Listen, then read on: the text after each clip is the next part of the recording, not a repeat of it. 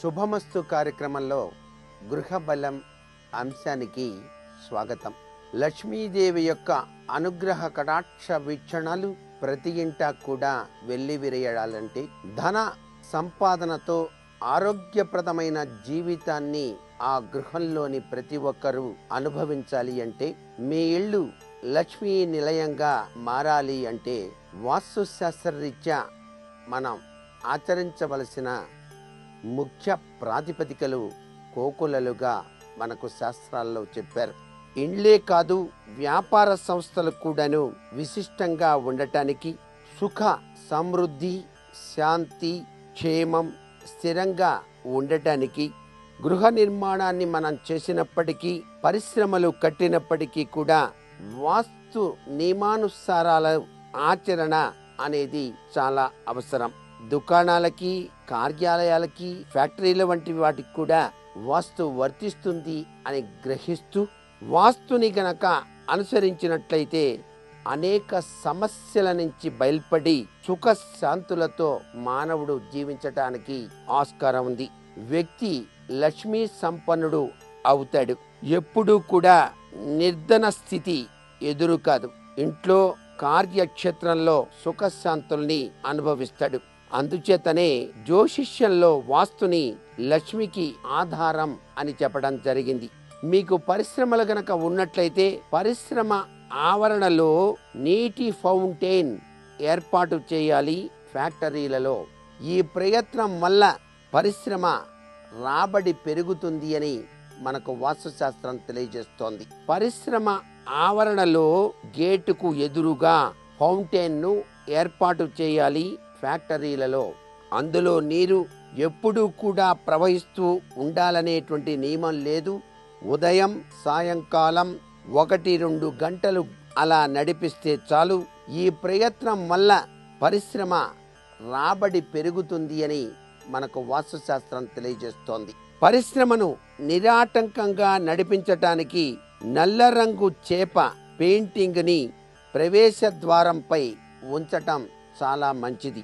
ప్రవేశ ద్వారం గుమ్మంపై అగంతకుల దృష్టి పడటం వల్ల లక్ష్మి వెనుకకు తిరిగిపోతుంది. కాబట్టి దీని నివారణ కోసం ప్రవేశ ద్వారం పైన గంటలు, రంగురంగుల దీపాలు, చిన్న చిన్న అద్దాలు పెట్టాలి. ఆరిపోయి వెలిగేటువంటి దీపాల వల్ల కూడా లక్ష్మీదేవి ఆగమనం జరుగుతూ ఉంటుంది. కాబట్టి కిటికీలను ఇలాంటి లైట్లతో అలంకరించాల్సి ఉంటుంది సుమా. ద్వారం బయట ఎర్రని ఇటుకలు పరిచి గోళాకారంగా దారి ఏర్పరచడం వల్ల గచ్చులోని వేడి పైతలానికి ప్రసరించి అపారంగా సంపద పెరుగుతుంది అనే విషయాన్ని గుర్తెరగాలి. ఫ్యాక్టరీకి ఆవరణలో ఒక్కొక్కటి లేదా 3 పూల కుండీలు మొక్కలు పెట్టడం వల్ల వ్యాపారం వృద్ధి చెందుతుంది. ఆఫీసులో యజమాని ఎప్పుడూ కూడా కూర్చునేటప్పుడు ఆయన వీపు పూర్తిగా గోడను ఆనుకుని ఉండేటట్టుగా జరిగి కూర్చోవాలి. ముఖం కిటికీకి లేదా ద్వారం వైపు చూస్తూ ఉన్నట్టుగా కూర్చోవాలి. అలాగని తలుపుకు ఎదురుగా మాత్రం ఉండకూడదు. వీపు గోడ వైపు ఉంచటం వల్ల ఆత్మ బలం వృద్ధి చెందుతుంది. నైరుతి దిశలో మాస్టర్ బెడ్ మాత్రమే ఉండవచ్చు. అక్కడ యజమాని నిద్రించటం శుభకరం, కానీ ఇద్దరు పడుకోవటానికి ఇది తగదు అనే విషయాన్ని గుర్తెరగాలి. ఈశాన్య కోణంలోనే నీటి వ్యవస్థ ఉండేటట్టుగా ఏర్పాటు చేసుకోవాలి. తలుపులు వేసి తీసేటప్పుడు వికార ధ్వనులు వినిపించరాదు. ఇది చాలా ముఖ్యమైన విషయం.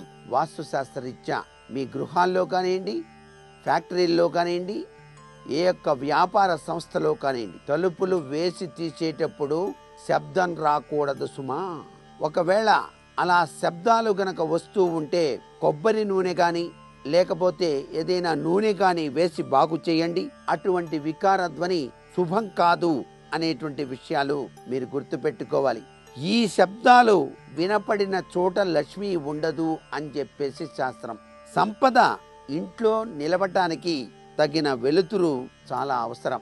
ఇంటికి నైరుతి దిశలో పూల తోట వంటివి ఉంటే ఆ భాగాన్ని రాత్రివేళ ఎరుపు, ముదురు పసుపు, నారింజ రంగుల బల్బులతో వెలుతురు ప్రసరించేటట్టుగా ఉంచాలి. దీని ఉద్దేశం దక్షిణ పశ్చిమ దిశలో పృథ్వీతత్వం ఉంటుంది కనుక ఆ వెలుతురు పృథ్వీ శక్తిని ఆకర్షిస్తుంది సుమా. ఆరోగ్యం, ధనాగమనం సంతోషదాయకంగా కొనసాగటానికి ఇంటి ముఖద్వారం ఉత్తరం, తూర్పు లేదా ఈశాన్యంలో ఉండాలి. అటువైపు నుంచి ధనలక్ష్మి ఆగమనం జరుగుతుంది. ఇంట్లోని మధ్య భాగం బ్రహ్మస్థానంగా చెప్తాం. ఇది కొంచెం ఎత్తుగా ఉండాలి. దక్షిణ పశ్చిమాలు ఎంత ఎత్తుగా ఉండి తూర్పు ఉత్తర దిశలు ఎంత కిందికి ఉంటే అంతగా ఇంట్లో సుఖశాంతులు ప్రసాదింపబడతాయి అనే విషయాన్ని గుర్తిరగాలి. భూమి, ఇంటి గచ్చు, ఫ్లోరింగ్, ఇంటి కప్పు దక్షిణ పశ్చిమాల్లో ఎత్తుగా, తూర్పు ఉత్తర దిక్కుల్లో రాను రాను దిగువకు ఉండటం శుభదాయకం.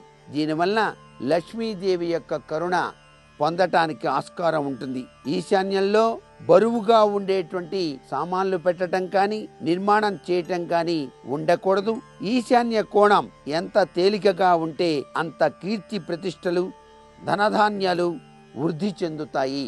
ఇంటి కప్పుపై ఈశాన్యంలో నీటి ట్యాంకు మాత్రం ఎటువంటి పరిస్థితుల్లో నిర్మించకూడదు. కింద భూమిగత జలం ట్యాంక్ అనేటువంటిది మాత్రం నిర్మించవచ్చు. దీనివల్ల లక్ష్మి ప్రసన్నంగా ఉంటుంది. ఈశాన్యంలో భూమి లోపలికి నీటి ట్యాంకు నిర్మాణం చేసుకోవచ్చు. వ్యాపార సంబంధిత డాక్యుమెంట్లు, ఆస్తిపత్రాలు, ఉద్యోగ బాధ్యతల ఫైళ్లు ఆగ్నేయ దిశలో మాత్రం ఉంచకండి.